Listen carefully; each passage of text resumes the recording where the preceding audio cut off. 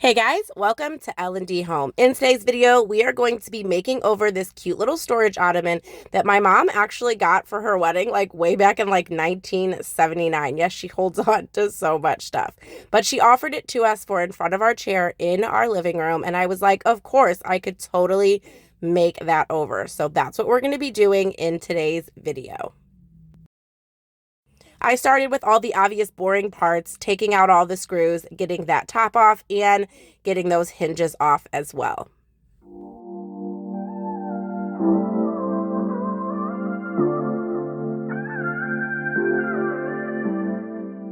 The legs unscrew really easily, and I thought about getting some taller legs actually, but they're ridiculously expensive. So it is a little bit short, but we're just going to go with it.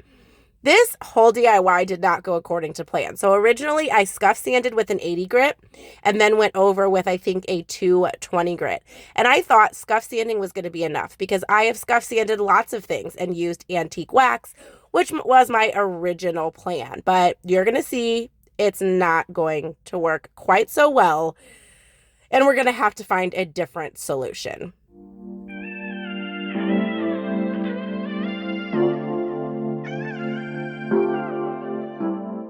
I put the antique wax on with a foam brush and it just didn't stick. The coating on this was way too shiny. I did not sand enough and I was getting very frustrated. I did the legs as well and it didn't stick to the legs either. So I was like, okay, change up the plan. I took some acrylic paint and some water and mixed it up, and this worked really well on lots of different projects that I've done, but not on this project. It was just not sticking. I then finally decided I took this thing into the garage and I used my actual electric sander to get off most of that coating, tried this again, and still it wasn't sticking. So we had to completely change up the game plan and pull out some ink Waverly chalk paint. I am doing kind of a light-ish coat because I wanted to still be able to see the wood grain. I really wanted this to be a wood color, but it just wasn't going according to plan. And I didn't have 17 hours to spend on this project. I should have done things differently in the first place. But I'm taking that ink Waverly chalk paint and I'm putting it all over. And then I'm going to be doing something else to help it look a little bit more wood-like. Think we lost all, but who will take the fall? Who will win it all? I then went in with a dry chip brush and I wanted to get off any of that excess paint. I didn't want this to be stark black, so I'm just taking off the excess paint and wiping off the brush as I go. You go through walls, keep on acting small. Even if you got something left to lose. Now I am going in with the same chip brush and I'm using some burnt umber. I believe it's by Faux. And I am just kind of brushing that on just so it gives it a little bit more of like a brown black look. So brushing it on and then kind of dry brushing some of that off as well. And I'm just adding as much as I feel that I need to get the color that I'm looking for. Even if there is something left for you to prove. Now it is time to reupholster the actual stool part. This sheet, I am still working with this. I did a random like home projects video where I used this sheet to reupholster 2 of our dining room chairs, and I still have a ton of fabric left. Look at all of that I can do projects with. And I'm using my handy dandy electric staple gun. I will have that linked down below, as well as that home projects video. Reupholstering is super easy. You just want to make sure you pull all of your edges really tight. And I am not worried about this looking perfect underneath. Yes, you're going to see it if you lift it up to grab something from inside. I don't even know what we're going to store in here, to be quite honest. So I am just worried about the top and the sides looking good, honestly.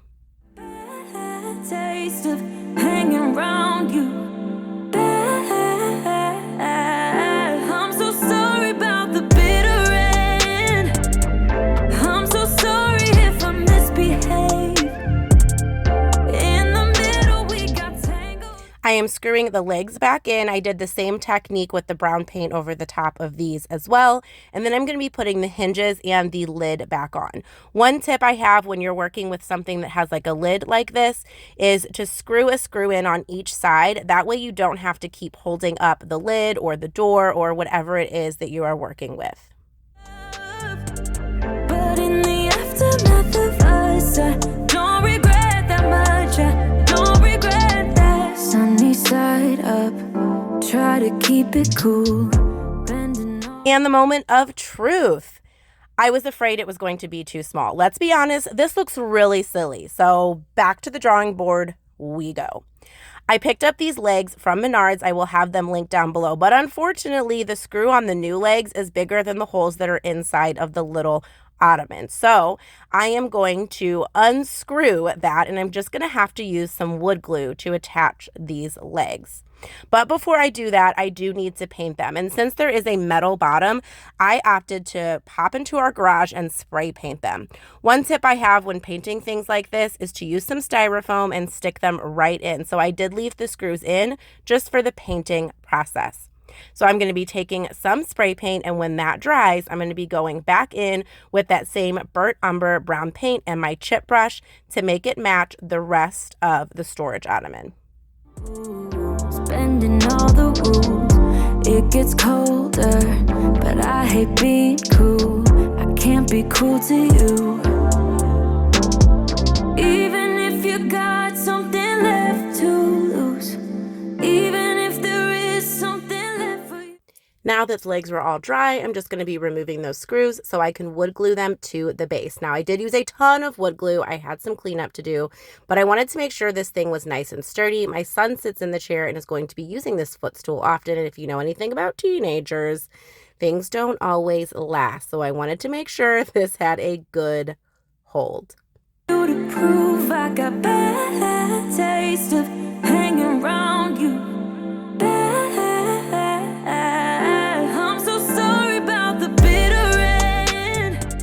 While we are waiting on those legs to dry, I really wanted to add some leather. I got some leather pillow covers in my living room, and I really just wanted to match it a little bit. So I'm taking this faux leather from Dollar Tree, and I'm going to be making quite a thick strip. I'm going to make a line down the side of this L square, and then I'm just going to make some sporadic lines down the middle so that I can make this kind of double size. And then I'm just going to cut it out. I'm so sorry if I misbehave.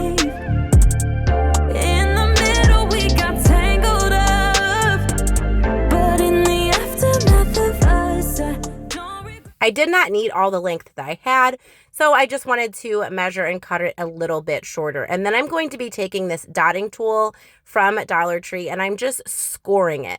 That way, when I go to hot glue those edges to get a nice seam, it kind of folds easy on me, and I get a nice crisp line, and I don't have to struggle with it. I'm then also going to close the thing entirely up by folding it in half, so it's kind of like a handle that you can use to lift the top of the ottoman. That much, I don't regret that. Ooh, ooh, ooh. In the aftermath of us. Ooh,